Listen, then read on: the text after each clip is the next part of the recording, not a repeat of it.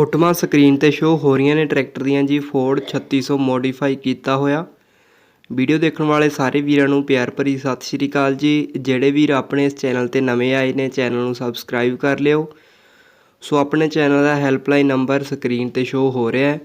ਜੇ ਕਿਸੇ ਵੀਰ ਨੇ ਆਪਣੇ ਇਸ ਚੈਨਲ ਤੇ ਕਿਸੇ ਸਾਧਨ ਦੀ ਐਡ ਕਰਵਾਉਣੀ ਹੋਵੇ ਤਾਂ ਆਪਣੇ ਸਾਧਨ ਦੀਆਂ 5-7 ਫੋਟੋਆਂ ਅਤੇ ਉਸ ਦੀ ਪੂਰੀ ਜਾਣਕਾਰੀ ਸਾਨੂੰ ਸਾਡੇ ਇਸ ਨੰਬਰ ਤੇ ਭੇਜ ਦਿਓ ਜੀ। ਅਸੀਂ ਤੁਹਾਡੀ ਐਡ ਆਪਣੇ ਇਸ ਚੈਨਲ ਤੇ ਕਰ ਦੇਵਾਂਗੇ।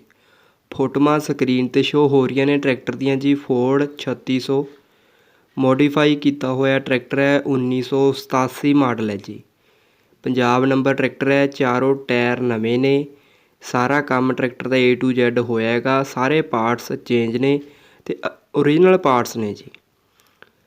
ਚਾਰੋਂ ਟਾਇਰ ਨਵੇਂ ਨੇ। 1987 ਮਾਡਲ ਹੈਗਾ। ਇੰਜਨ ਗੇਅਰ ਦਾ ਸਾਰਾ ਕੰਮ A to Z ਟਰੈਕਟਰ ਦਾ ਹੋਇਆ ਹੈ। ਪੂਰਾ ਫੁੱਲ ਤਸੱਲੀ ਬਖਸ਼।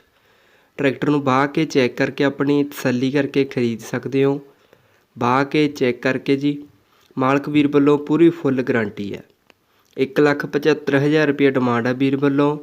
ਰਾਮਪੁਰਾ ਫੂਲ ਏਰੀਏ ਦੇ ਵਿੱਚ ਜ਼ਿਲ੍ਹਾ ਬਠਿੰਡਾ, ਉੱਥੇ ਟਰੈਕਟਰ ਖੜ੍ਹਾ ਸੇਲ ਲਈ। ਮਾਲਕ ਵੀਰ ਦਾ ਫ਼ੋਨ ਨੰਬਰ ਸਕਰੀਨ ਤੇ ਸ਼ੋ ਹੋ ਰਿਹਾ ਹੈਗਾ। ਇਹਨਾਂ ਨਾਲ ਗੱਲਬਾਤ ਕਰਕੇ ਟਰੈਕਟਰ ਨੂੰ ਖਰੀਦ ਸਕਦੇ ਹੋ। ਵੀਡੀਓ ਚੰਗੀ ਲੱਗੀ ਵੱਧ ਤੋਂ ਵੱਧ ਵੀਡੀਓ ਨੂੰ ਲਾਈਕ ਕਰਿਓ, ਵੀਡੀਓ ਨੂੰ ਸ਼ੇਅਰ ਕਰਿਓ। ਵੀਡੀਓ ਦੇਖਣ ਲਈ ਤੁਹਾਡੇ ਸਾਰੇ ਵੀਰਾਂ ਦਾ ਬਹੁਤ ਬਹੁਤ ਧੰਨਵਾਦ ਜੀ।